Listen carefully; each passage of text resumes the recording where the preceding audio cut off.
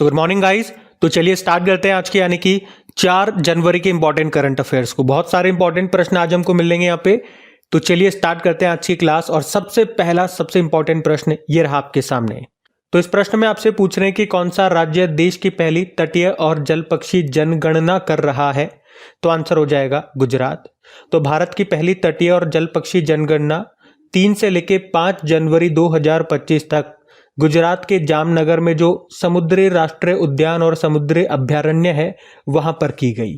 जल पक्षी की बात करें जिसे वेडर पक्षी भी कहते हैं, ये ऐसे पक्षी होते हैं जिनके लंबे पैर होते हैं, लंबी गर्दन और चोंच भी लंबी होती है, जो उथले पानी में चलने के लिए अनुकूलित होती है। ये मछली और मेंढक आदि पर जीवित रहते हैं, मतलब इनको खाते हैं।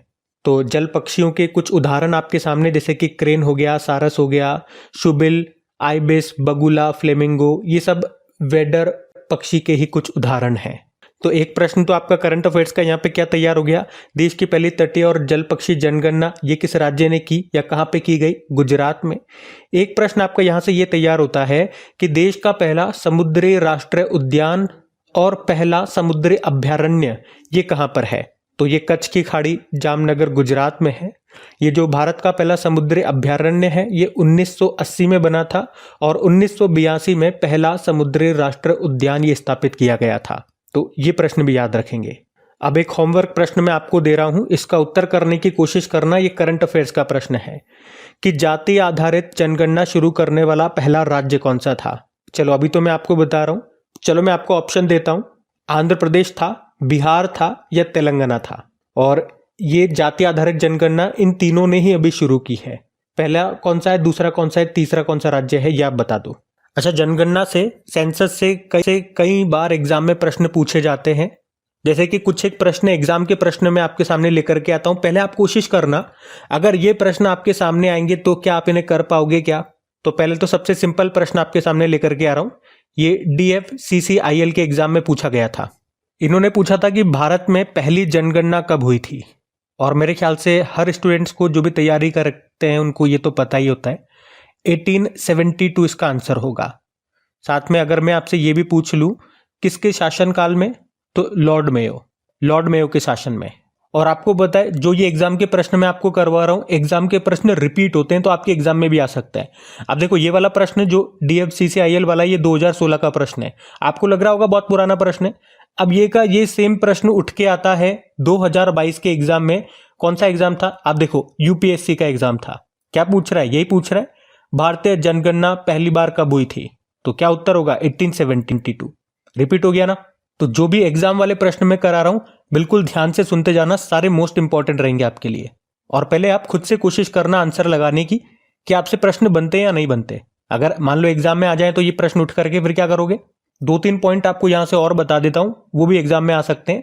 जैसे कि भारत में अगर पूछे कि पहली आधिकारिक जनगणना ये कब और किसके अधीन हुई थी, तो 1881 में लॉर्ड रिपन के शासन में हुई थी या उसके अधीन। और इसे प्रथम समकालिक जनगणना भी कहा गया। उसके बाद 1901 से ये हर दशक में होती आ रही है। आपको बताया लास्ट जो जनगणना थी वो 2011 वाली थी। और यहां से देखो 2 तरह के प्रश्न बन जाते हैं। आजादी के बाद ये 2011 वाली कौन से नंबर की जनगणना थी, और वैसे ये देश की कौन सी जनगणना थी। मैं आपको शो भी करता हूं, इस पे प्रश्न बन चुका है एग्जाम में। दिल्ली पुलिस के एग्जाम में ये प्रश्न पूछा गया था। देखो ये रहा प्रश्न कि जनगणना 2011 ये स्वतंत्रता के बाद कौन से नंबर की जनगणना है।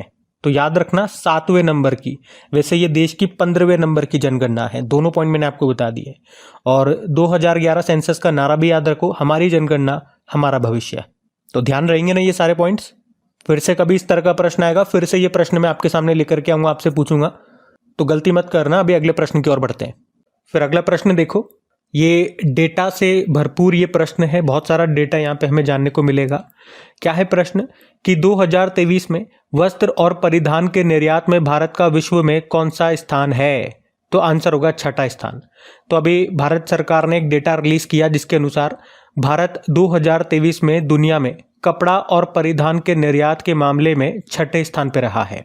2023 में दुनिया के कपड़ा और परिधान बाजार में देश की हिस्सेदारी की अगर बात करेंगे 3.9% है, ये भी याद रखना। वैसे दुनिया में कपड़ा और परिधान का सबसे बड़ा निर्यातक देश, एक्सपोर्टर कंट्री कौन सा हो सकता है? चाइना है। फिर यूरोपियन यूनियन और बांग्लादेश वगैरह है। भारत छठे स्थान पर है, पहले पे चाइना है, ये याद रख लो दो। अच्छा, सरकार ने और क्या डेटा जारी किया और कुछ इंपॉर्टेंट पॉइंट्स की फॉर्म में मैं आपको बताता हूं। देखो, इन्होंने बताया कि ऊन और हथकरघा को छोड़कर के सभी प्रमुख वस्तुओं के निर्यात में सकारात्मक वृद्धि देखी गई है, मतलब पॉजिटिवली ग्रोथ हमें देखने को मिली है। केवल ऊन में 19% की और हथकरघा में 6% की गिरावट दर्ज की गई है। उसके अलावा ये पॉइंट और याद रखो कि वित्त वर्ष 2024-25 की जो पहली छमाही है, पहली छमाही मतलब अप्रैल से लेके अक्टूबर के दौरान भारत से वस्त्र और परिधान के निर्यात में किस वस्तु की हिस्सेदारी सबसे ज्यादा थी? तो आंसर होगा रेडीमेड परिधान। और कितना था? 41%। उसके अलावा अगर पूछे कि इसी टाइम पीरियड में यानी कि अप्रैल से लेके अक्टूबर के दौरान वस्त्र और परिधान का कुल आयात कितना रहा, आयात यानी कि इंपोर्ट कितना रहा, तो $5.425 बिलियन का रहा है और इसमें 1% की गिरावट देखी गई है पिछले साल की तुलना में। वहीं इसी टाइम पीरियड में अगर बात करें वस्त्र और परिधान का कुल निर्यात कितना रहा यानी कि एक्सपोर्ट, तो $21.358 बिलियन का निर्यात रहा है। इसमें 7% की वृद्धि देखी गई है, इंक्रीमेंट देखा गया है। मतलब वस्त्र और परिधान में इस पर्टिकुलर टाइम पीरियड में अगर इंपोर्ट की बात करेंगे तो वो इतना है और इसमें भी 1% की गिरावट है, मतलब इंपोर्ट कम हुआ इस बार, अच्छी बात है। और एक्सपोर्ट इतना है, वो 7% ज़्यादा हुआ, जो कि अच्छी बात है। तो इससे ये जो डेटा था वो मैंने आपको बता दिया, जो काम का डेटा था। अब देखो, इस तरह के जो प्रश्न होते हैं ना, आप कहीं पर भी करंट अफेयर्स पढ़ते हो, यूट्यूब में बहुत से ऐसे चैनल हैं जिनके लाखों में व्यूज होते हैं, लाखों में करोड़ों में सब्सक्राइबर्स होते हैं, वो यहीं तक पढ़ाकर छोड़ देंगे। इनसे और क्या क्या प्रश्न बन सकते हैं वो अब मैं आपको बताता हूं। अब मैं आपको असलियत में लेकर के चलता हूं। आप ऐसा फील करना कि आप एग्जाम हॉल में बैठे हुए हो और अब प्रश्न आपके सामने आना चालू होंगे। पहला प्रश्न आपके सामने, बिहार पुलिस 2023 में ये पूछा गया था कि भारत किसका सबसे बड़ा निर्यातक है। तो इस तरह के प्रश्न भी आते हैं। अब ये तो प्रश्न 2023 में पूछा गया था, तो उसके पहले वाले वित्त वर्ष का हिसाब से अगर आंसर करेंगे तो टेक्सटाइल आंसर होगा। लेकिन लेटेस्ट वाला अगर मैं आपको बता दूं कि वित्त वर्ष 2023-24 का जो डेटा रिलीज हुआ था उसके अकॉर्डिंग अगर हम बात करते हैं तो भारत से जो सबसे ज़्यादा एक्सपोर्ट हुआ है वो है पेट्रोलियम प्रोडक्ट्स। तो इसमें पूछ रहे हैं कि भारत किसका सबसे बड़ा निर्यातक है। खैर, ये तो हर वित्त वर्ष में या हर साल चेंज हो जाता है, लेकिन मैं आपको ये शो कर रहा हूँ कि इस तरह के प्रश्न पूछे जाते हैं। जैसे कि अभी लास्ट फाइनेंशियल ईयर का हम बात कर लें, लास्ट वाला जो डेटा आया था 2023-24 वाला, चलो आप सर्च करके बताइएगा उसका कि लास्ट जो फाइनेंशियल ईयर का डेटा आया था उसमें भारत की ओर से सबसे बड़ा निर्यातक उत्पाद कौन सा है। मेरे ख्याल से पेट्रोलियम होना चाहिए, लेकिन इसके बारे में मैं शायद श्योर नहीं हूं, लेकिन एक बार आप सर्च करके बताइएगा। चलो एक और प्रश्न मैं आपको करवाता हूँ। एनडीए में पूछा गया प्रश्न ये, इसमें पूछ रहे हैं कि जो भारत है ये सबसे ज़्यादा किस कॉन्टिनेंट में एक्सपोर्ट करता है, निर्यात करता है। तो इसका तो सही उत्तर होना चाहिए एशिया। अब आप कोशिश करना प्रश्न का उत्तर करने की। ये प्रश्न आपके सामने है, ये पंजाब का कोई एग्जाम है, वहां पे पूछा गया था कि एक्सपोर्ट इंपोर्ट बैंक, जिसे एग्जिम बैंक कहते हो, इसकी स्थापना पूछी गई थी। इसकी स्थापना कब होती है? तो क्या आप इसका उत्तर कर पाओगे? तो आंसर हो जाएगा 1982 में। इसमें यह भी याद रख लो इसका मुख्यालय कहाँ पर है, मुंबई में है, और वर्तमान में इसकी मैनेजिंग डायरेक्टर हर्षा बंगारी है। तो ये प्रश्न इसी में क्यों लिया मैंने, क्योंकि ये भारत के अंतर्राष्ट्रीय व्यापार को बढ़ावा देता है। व्यापार, तो जो भी चीजें आप पढ़ते हो ना करंट अफेयर्स में, उसके आसपास की चीजें आपसे एग्जाम में पूछी जा सकती है। चलो एक ये प्रश्न करने की कोशिश करो, मान लो आपके एग्जाम में आ गया ये प्रश्न। वैसे ये एसएससी एमटीएस 2022 में पूछा गया था। भारत में आयात निर्यात इंपोर्ट एक्सपोर्ट होने वाली वस्तुओं पर कौन सा कर लगता है, टैक्स लगता है? बताओ उत्तर क्या होगा? तो इसका सही उत्तर होगा सीमा शुल्क, कस्टम ड्यूटी। आप कई बार मूवीज में सुना होगा आपने, ये तो आप लगा ही दोगे।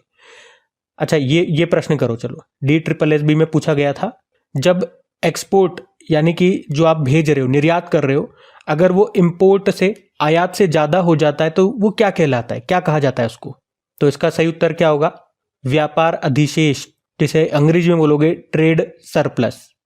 अगर मान लो इसका उल्टा पूछ लेता तो कि इंपोर्ट ज़्यादा हो गया, एक्सपोर्ट यानी कि आयात ज़्यादा हो गया, निर्यात कम हुआ, तो फिर क्या कहलाएगा? व्यापार घाटा, ट्रेड डिफिसिट। तो ध्यान रखना, देखो पूरी की पूरी चीज़ें आपके सामने है, अब देख लो एग्जाम में जब प्रश्न आपके सामने होंगे, करंट अफेयर्स आप पढ़ के जाओगे तो कितना आपको आता है, और इसी तरह से मेरे साथ पढ़ते रहोगे तो मैं आपको तैयार कर दूंगा जितना बेस्ट हो सकता है मुझसे। अभी अगले प्रश्न की ओर बढ़ते हैं। फिर अगले में पूछ रहे अभी हाल ही में एसोचैम का महासचिव सेक्रेटरी जनरल किसे बनाया गया है? तो आंसर होगा मनीष सिंघल को। तो याद रखेंगे अभी मनीष सिंघल को एसोचैम का नया महासचिव सेक्रेटरी जनरल नियुक्त किया गया है। और किन का स्थान लिया उन्होंने? दीपक सूद का स्थान लिया है। अच्छा, एसोचैम की फुल फॉर्म मैं आपको कई बार पहले भी बता चुका हूं, associated chamber of commerce and industry of India. इसकी स्थापना होती है 1920 में। तो ये है क्या? तो ये एक व्यापार और उद्योग संगठन है जो भारत में ट्रेड और इंडस्ट्री के विभिन्न क्षेत्रों के डेवलपमेंट और एम्पावरमेंट के लिए काम करता है। इसका मुख्यालय आपको मिलेगा नई दिल्ली में, और अभी सेक्रेटरी जनरल बन गए मनीष सिंघल। अब देखो, इसको याद रखने की एक छोटी सी ट्रिक मैं आपको बताता हूँ। मेरा नाम है मनीष, मैंने कभी बताया नहीं है, लेकिन यहाँ पे ट्रिक में जरूरत पड़ गई तो मैं आपको बता रहा हूँ। ऐसी कोई जरूरत पड़ी भी नहीं कि मैं आपको अपना नाम बताऊं। तो मेरा नाम मनीष है, पर मैं सिंगल नहीं हूं, है ना? तो आप मेरे साथ मनीष के साथ पढ़ोगे तो मैं आपको एसो चैंपियन बना दूंगा, एसो चैंपियन बना दूंगा कि दुनिया याद करेगी कि यार भाई कैसो चैंपियन बनाए हुए यार, मजो आ गया। तो ऐसे याद रख लोगे तो याद रह जाएगा, हिंट मिल जाएगी कि यार करंट अफेयर्स पढ़ना है तो मनीष से पढ़ना है, वो आपने को असो चैंपियन बनाओगे, असो चैंपियन बनाओगे कि मजा आ जाओगे। ये राजस्थान की हाड़ौती भाषा है, हमारे यहाँ चलती है। और आपको याद हो तो पिछले साल मैंने आपको बहुत बार एसोचैम रिवाइज कराया है, क्योंकि पिछले साल इसके प्रेसिडेंट बने थे, उनका नाम है संजय नायर। तो उनका नाम भी याद रखना, प्रेसिडेंट संजय नायर है और मनीष सिंघल एसोचैम के महासचिव बन गए हैं। अच्छा, इस मैंने कहा ना फुल फॉर्म याद रखना, फुल फॉर्म पे प्रश्न आ चुका है, एक बार नहीं 2 बार एग्जाम में प्रश्न आ चुका है। ये मैं आपको दिखाता हूं, देखो। एक तो एसएससी जेई के एग्जाम में पूछा गया था, आप देख सकते हो फुल फॉर्म में पूछी गई थी, और इसी तरह का प्रश्न आरआरबी ग्रुप डी के एग्जाम में भी पूछा गया था। एसोचैम की फुल फॉर्म तो मेरे साथ बोलो, आपको याद होगी, associated chambers of commerce and industry of India. अच्छा, कुछ 10-11 अपॉइंटमेंट्स मैं आपको और रिवाइज कराता हूं जो हाल ही में न्यूज में रहे।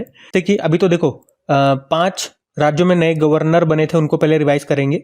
जैसे कि आरिफ मोहम्मद खान बिहार के बन गए, वीके सिंह मिजोरम के बन गए, और मणिपुर के बन गए अजय कुमार भल्ला, हरिबाबू कंबमपति उड़ीसा के बन गए, और केरल के बन गए राजेंद्र विश्वनाथ अर्लेकर। मतलब जो बिहार के थे वो केरल में चले गए, केरल वाले बिहार में चले गए। उसके अलावा राष्ट्रीय मानवाधिकार आयोग के अध्यक्ष बने V Ramasubramanian, United Nation Internal Justice Council के अध्यक्ष बने मदन लोकुर, और यूनाइटेड नेशन जनरल असेंबली के 79th सेशन के अध्यक्ष फिलोमेन यांग हैं, कैमरून देश के हैं, याद रखना। इंटरनेशनल सोलर अलायंस के अगले जो डायरेक्टर जनरल हैं उनका नाम है आशीष खन्ना, मार्च में ये अपना पद संभाल लेंगे। अभी वर्तमान में डॉक्टर अजय माथुर ही हैं। और रेवेन्यू सेक्रेटरी बने अभी अरुणेश चावला, जबकि वित्त सचिव फाइनेंस सेक्रेटरी हैं तुहिन कांत पांडे, ये भी अभी पिछले साल ही बने थे। तो ये 11 अपॉइंटमेंट्स और हैं, ध्यान में रखना। अगला प्रश्न देखते हैं। फिर अगले प्रश्न में पूछ रहे हैं, ये भी इंपॉर्टेंट प्रश्न रहेगा कि अभी हाल ही में किस मंत्रालय ने 2025 को सुधारों का वर्ष घोषित किया है? तो आंसर हो जाएगा रक्षा मंत्रालय ने। तो अभी रक्षा मंत्रालय ने 2025 को सुधारों का वर्ष घोषित किया है, और ऐसा करने का उद्देश्य क्या बताया गया कि हमारे रक्षा बलों यानी कि आर्म्ड फोर्सेस के टेक्नोलॉजिकल एडवांसमेंट और वॉरफेयर की तैयारियों में आधुनिकता लाना, मॉडर्नाइजेशन करना। उसके अलावा 2025 में रक्षा मंत्रालय साइबर और स्पेस जैसे नए क्षेत्रों और उभरती टेक्नोलॉजीज पर भी काम करेगी, ध्यान केंद्रित करेगी। तो आपको एक लाइन में याद रखना है कि हमारे रक्षा मंत्रालय ने 2025 को सुधारों का वर्ष घोषित किया। डिफेंस मिनिस्ट्री ने 2025 को इंग्लिश में बोलोगे तो ईयर ऑफ रिफॉर्म्स के रूप में घोषित किया है। और देखो, जब भी इस तरह का प्रश्न आता है, मैं ये शीट आपको हमेशा रिवाइज कराता हूं। ये रही शीट, इसमें इस तरह के संबंधित सारे प्रश्न हैं। देखो अभी 2-5-10 दिन पहले ये तो हमने पढ़ा था प्रश्न, AICTE ने 2025 को ईयर ऑफ आर्टिफिशियल इंटेलिजेंस के रूप में घोषित किया था। AICTE की फुल फॉर्म भी देख लो, all India council for technical education. उसके अलावा यूनाइटेड नेशन ने 2024 को अंतर्राष्ट्रीय कैमेलिट वर्ष घोषित किया। यूनाइटेड नेशन ने ही 2025 को क्वांटम विज्ञान और प्रौद्योगिकी का अंतर्राष्ट्रीय वर्ष घोषित किया था। नेपाल ने 2025 को विशेष पर्यटन वर्ष घोषित किया। भारतीय नौसेना ने 2024 को नौसेना नागरिकों का वर्ष घोषित किया और यूनाइटेड नेशन जनरल असेंबली ने 2023 को मोटे अनाज का अंतर्राष्ट्रीय वर्ष घोषित किया था। अब ये जो शीट मैं आपको रिवाइज कराता हूँ, इसी से 2 बार एग्जाम में प्रश्न पूछे गए थे। देखो, एक प्रश्न ये रहा आपके सामने, पहले आप खुद से करने की कोशिश करो। MPPSC स्टेट सर्विसेज 2023 में यह आया था प्रश्न, क्या है? 2024 को अंतर्राष्ट्रीय कैमेलिड्स वर्ष किसने घोषित किया है? एग्जामिनर ने प्रश्न को ही पलट दिया, यूं नहीं पूछा किस वर्ष को घोषित किया, ये पूछ लिया, मतलब आंसर दे दिया और क्वेश्चन पूछ लिया कि किसने घोषित किया। अब देखो ऑप्शन भी ऐसे रखे हैं कंफ्यूज करने वाले। तो किसने घोषित किया? देखो ऊपर जो मैं आपको शीट रिवाइज कराता हूं, मैं आपको देखो उसमें भी ऐसा नहीं है कि बता रहा हूं मैं आपको कि 2025 को क्या, मैं पूरा बता रहा हूं किसने घोषित किया, किस वर्ष को घोषित किया और क्या घोषित किया। तो इसका उत्तर हो जाएगा क्या? United nation. यूनाइटेड नेशन इसका सही उत्तर होगा। ये 2023 में पूछा गया था MPPSC में। इसी तरह का एक और प्रश्न MPPSC में आया था, MPPSC प्री के एग्जाम में आया था, 2021 में आया था। लेकिन ये क्या है प्रश्न? यूनाइटेड नेशन ने वर्ष 2023 को किस वर्ष के रूप में घोषित किया था? तो आप सब बता पाओगे इसका उत्तर, तो मोटे अनाज का अंतर्राष्ट्रीय वर्ष, ईयर ऑफ मिलेट्स के रूप में। तो इस तरह के प्रश्न एग्जाम में आते हैं, तो आज वाला भी याद रखना इंपॉर्टेंट रहेगा। अगले प्रश्न की ओर बढ़ते हैं। फिर अगले प्रश्न में पूछ रहे हैं कि अभी 1 जनवरी 2025 को केंद्र सरकार ने किस योजना को शुरू किया है? तो आंसर होगा वन नेशन वन सब्सक्रिप्शन। तो अभी 1 जनवरी 2025 को ही प्रधानमंत्री नरेंद्र मोदी की अध्यक्षता में केंद्रीय मंत्रिमंडल ने रिसर्च आर्टिकल्स और जर्नल्स तक देशव्यापी पहुंच प्रदान करने के लिए ये वन नेशन वन सब्सक्रिप्शन योजना को शुरू किया है। इससे 1,80,00,000 से ज़्यादा छात्रों को मुफ्त में इंटरनेशनल जर्नल्स और रिसर्च पेपर्स तक पहुंच मिलेगी और इस योजना के तहत देश के सभी केंद्रीय और राज्य संचालित उच्च शिक्षा संस्थानों को एक ही मंच के जरिए अंतर्राष्ट्रीय पत्रिकाओं तक पहुंच मिलेगी। इस योजना का संचालन सूचना और पुस्तकालय नेटवर्क करेगा, जो विश्वविद्यालय अनुदान आयोग यानी कि UGC के अंतर्गत आता है और इस योजना के लिए अगले 3 साल यानी कि 2025, 2026 और 2027 तक कुल लगभग 6,000 करोड़ रुपए आवंटित किए गए हैं। तो ये योजना भारत के रिसर्च और एजुकेशन सिस्टम को और ज़्यादा मजबूत करेगी। क्या है योजना का नाम? One nation one subscription. अच्छा, ये जो वन वाली योजनाएं हैं आपने बहुत सी बार सुनी होगी। जो योजनाएं आपने करंट अफेयर्स में सुनी, एक बार मैं आपको रिवाइज करवाता हूँ। देखो, एक आई थी वन ट्रैप वन ट्री योजना। ये जो वन ट्रैप वन ट्री अभियान है, समय पहले ही आई थी और कहाँ पे लाई गई थी? उत्तर प्रदेश में लॉन्च हुई थी। और एक आप जानते ही हो वन डिस्ट्रिक्ट वन प्रोडक्ट जो स्कीम है, सबसे पहले किस राज्य ने शुरू की थी? उत्तर प्रदेश ने ही। एक आपको याद आएगी one panchayat one playground scheme, इसको शुरू किया केरल ने। One scientist one product programme ICAR, Indian Council Agriculture Research ने इसको शुरू किया। और एक ये है one nation one fertiliser scheme. अच्छा, इस पे तो एग्जाम में प्रश्न भी आया हुआ है। ये देखो SSC MTS 2022 में ये प्रश्न आया था। पहले आप खुद से इसे सॉल्व करने की कोशिश करो। देखो प्रश्न क्या है कि ये जो योजना है वन नेशन वन फर्टिलाइजर जो योजना है, इसके तहत सभी उर्वरक यानी कि फर्टिलाइजर ये किस ब्रांड नेम से बेचे जाएंगे? बताइए, ऑप्शन आपके सामने है। चाहो तो वीडियो को पॉज कर लो अगर समय चाहिए तो मैं तो आपको उत्तर बता देता हूँ। इसका उत्तर होगा भारत। वैसे अगर पूछ ले ये योजना कब शुरू हुई थी, कब लॉन्च हुई थी, तो अक्टूबर 2022 में मोदी जी ने ही इसको शुरू किया था।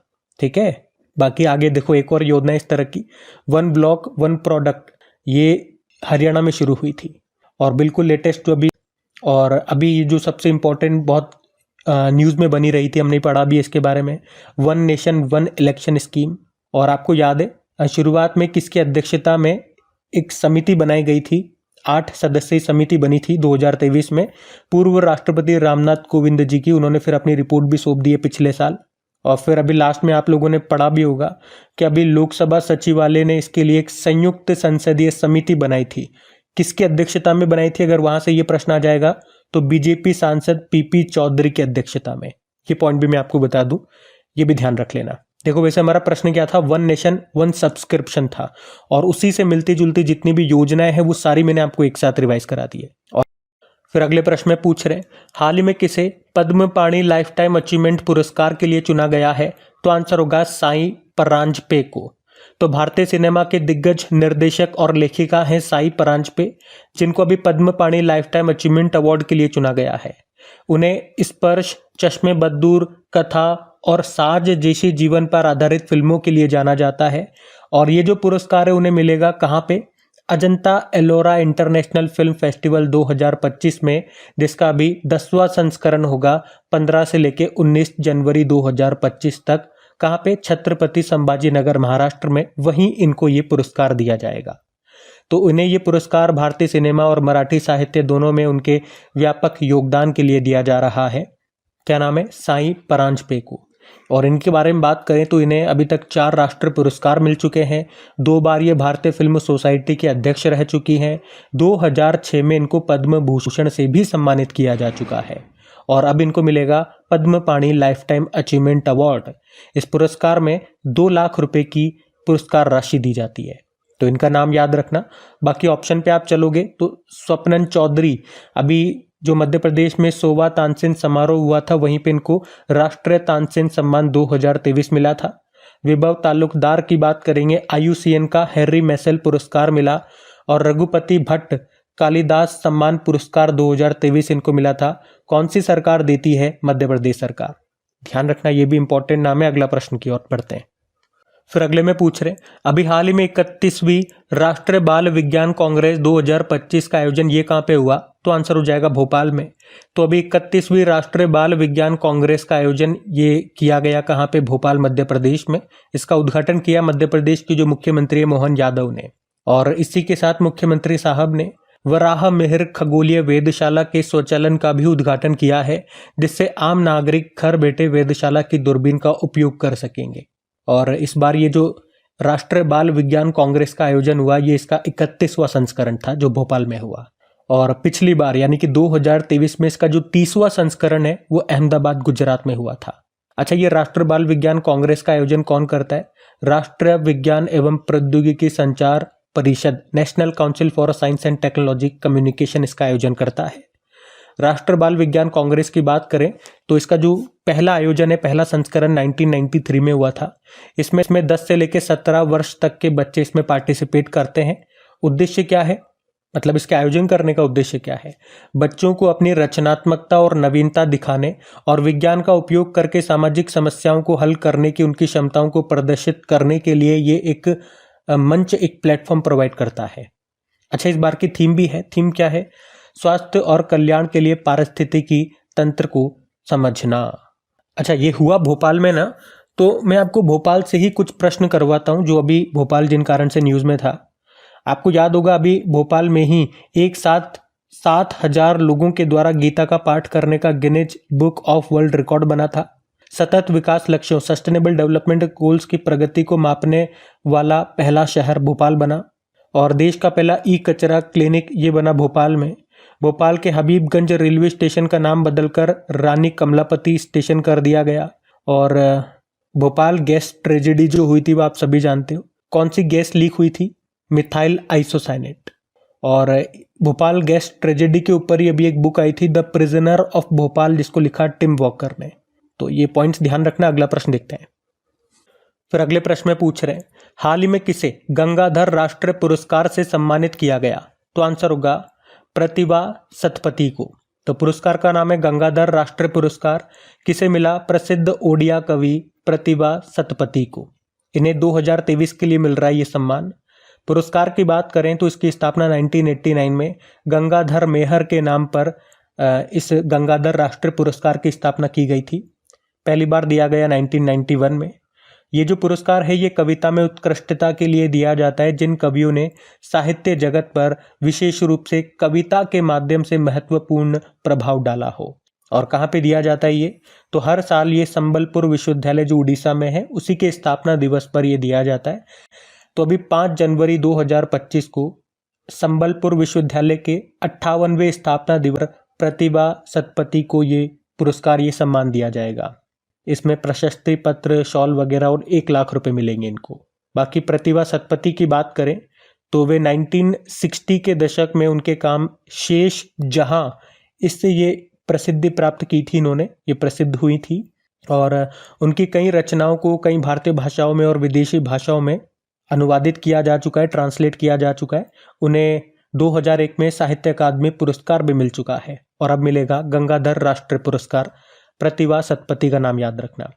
ऑप्शंस पे चलते हैं। किरण मजूमदार शो बायोकॉन की संस्थापक है।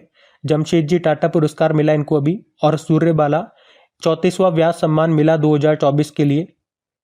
कौन देश को वासी जो इनका नॉवल है उसके लिए।